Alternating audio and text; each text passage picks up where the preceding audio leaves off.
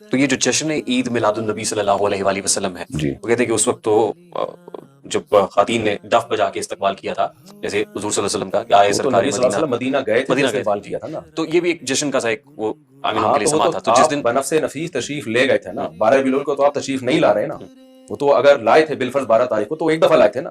تو صحابہ نے ہر سال 12 کو کیوں جشن نہیں منایا؟ نہیں، جب جشن میلاد مصطفیٰ ہو رہا ہوتا ہے تو کئی نعتیں ایسی ہیں جس میں وہ کہتے ہیں آقا تشریف لائے ہوئے ہیں. نعت میں کہنے سے تشریف لائیں گے نہیں، ورنہ میں ضرور ابھی نعت پڑھتا اور کہتا ہم سب کی خواہش ہے ہم نبی کی زیارت کریں، نبی صلی اللہ علیہ وسلم تشریف لائیں. تو آپ اگر نعت میں پڑھ لیتے ہیں کہ نبی تشریف لا رہے ہیں تو یہ آپ کا نظریہ ہے، اس سے نبی تشریف نہیں نہیں، لاتے. آپ جو کہہ رہے ہیں اس کے اوپر بھی کفر کا فتویٰ لگ جائے گا کہ یہ جشن ولادت مصطفیٰ منانے سے روک رہے ہیں ہمیں. صحابہ کرام نے کیوں نہیں منایا؟ اچھا جب نبی مکہ سے مدینہ ہجرت کر کے گئے، بچیوں نے آپ کا استقبال کیا، اگلے سال اسی تاریخ پہ بچیوں نے کیوں نہیں دف بجایا؟ پھر اس کے بعد اگلے سال اسی ڈیٹ پہ کیوں نہیں بجایا؟ اس لیے کہ اب بنفس نفیس آ نہیں رہے ہیں. جس دن آئے تھے اس دن استقبال ہوا، اب اسی تاریخ کو ہر سال استقبال نہیں ہوا ہے، وہ نہ جشن منایا گیا ہے. نہیں، بہت سے لوگ حضور صلی اللہ علیہ وسلم کا وہ جو برتھ ڈے کا کیک ہے وہ کاٹتے ہیں اس دن. بس وہ تو جو کاٹ رہے ہیں ان سے پوچھیں، ہم تو نہیں کاٹتے بھائی. ہم غلط تو ہے. کہتے ہیں نبی سے محبت نبی کی تعلیمات پہ عمل کا نام ہے. تو نبی نے ہمیں 2 عیدیں دے دی ہیں تو ہمارے لیے کافی ہیں.